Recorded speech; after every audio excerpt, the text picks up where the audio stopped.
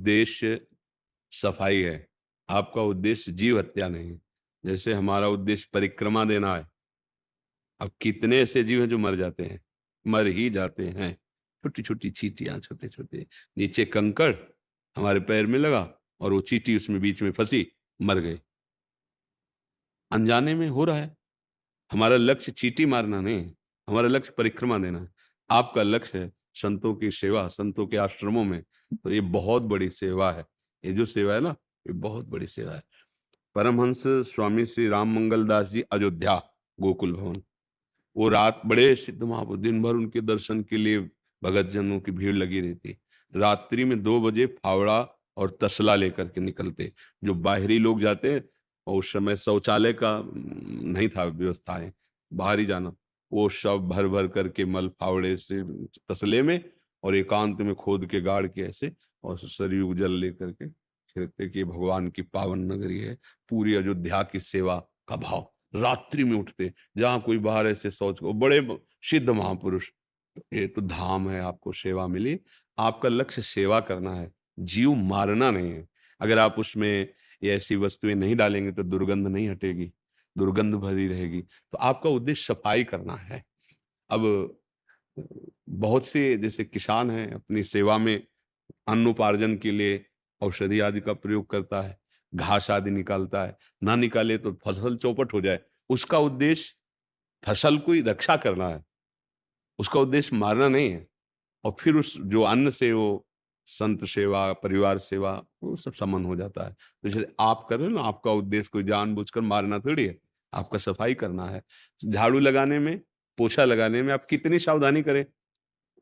आप देखो, पोछा लगाने में जैसे आप कहीं भी हो लगाओगे तो है ही ना, मंदिर में लगाओगे, तो छोटी-छोटी चींटियाँ जैसे फूल झाड़ू से हटा दिया, बहुत प्रयास किया, सब हटा दिया, फिर भी पोछा लगाओ, जब पोछा लगा के आप देखो, तो उसमें 1, 2, 3 तो मरी मिलेंगी, नहीं मिलेंगे? ये कार्य ऐसे हैं, जिनमें ऐसा होता ही रहता है। हमारा उद्देश्य नहीं हिंसा करना, पर स्वाभाविक जैसा हो जाता है, हाँ, तो अपने सतमार्ग के प्रभाव से ही वो भस्म हो जाता है। उसके लिए कोई दंड नहीं होता है।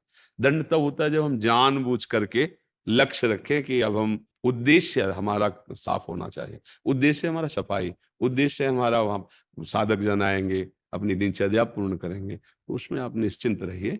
आपका उद्देश्य वो नहीं है जो पाप वाला है, आपका उद्देश्य सेवा है। और उसमें जो अब जैसे एक डॉक्टर है, अब शरीर में चाहे पशु के हो, चाहे मनुष्य के, अगर वो कीड़ा पड़ गया है, तो दवा डालेगा ना।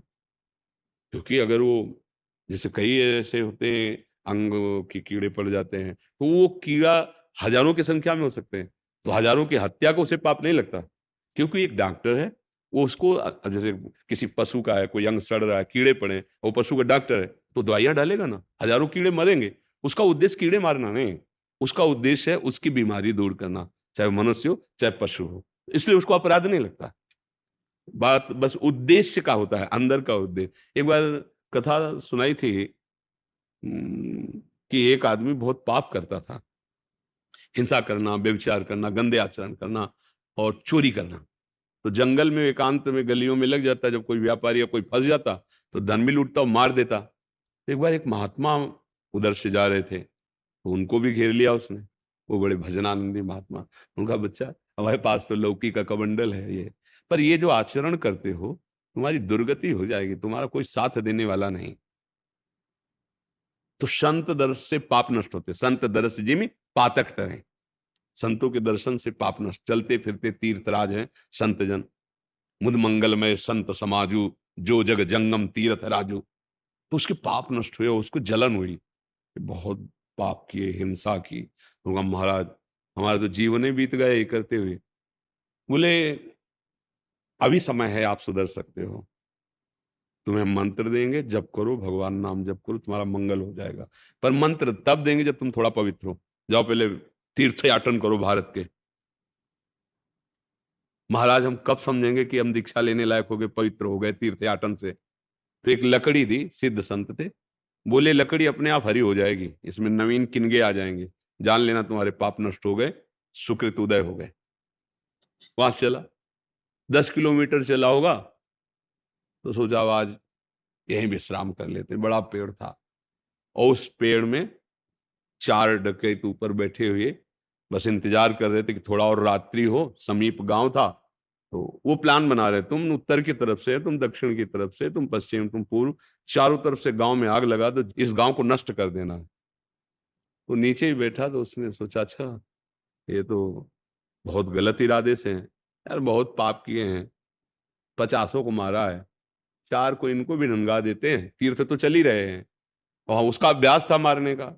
बोले तीर्थ तो जा ही रहे हैं, अगर इन 4 को मार देंगे तो पूरा गांव बच जाएगा, क्योंकि रात्रि में गांव में आग लगाएंगे तो सोते हुए पशु पक्षी मनुष्य बच्चा बच्ची सब मरेंगे।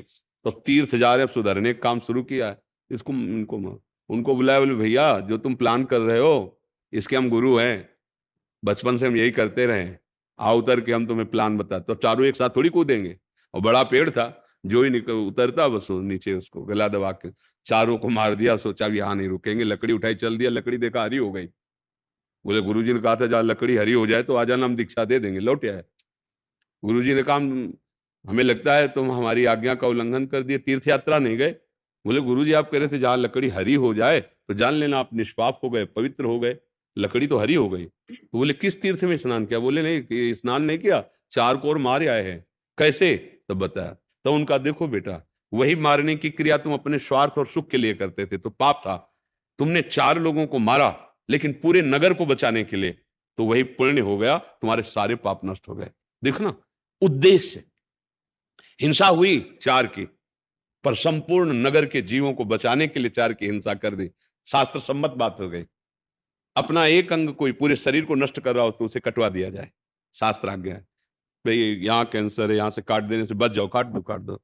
अपने शरीर की पूरी रक्षा के लिए किसी एक अंग का त्याग कर देना उचित है, अगर वो अंग हमारे पूरे शरीर को नष्ट करता है। ऐसे ही अपने पूरे परिवार को अगर नष्ट करने वाला कोई एक, तो उसका त्याग कर देना। अगर पूरे राष्ट्र को, पूरा एक गांव पूरा बर्बाद करना, तो उस गांव का त्याग कर देना चाहिए। 4 को मारा और परम पवित्र हो गया। तो समझ रहे ना, क्रिया वही हुई, उद्देश्य बदल गया। आपका उद्देश्य जीवों की हत्या करना नहीं, आपका उद्देश्य है संत सेवा करना, आश्रमों में जाकर के। ये बहुत बड़ी सेवा है, इसलिए आप इसकी चिंता न कीजिए।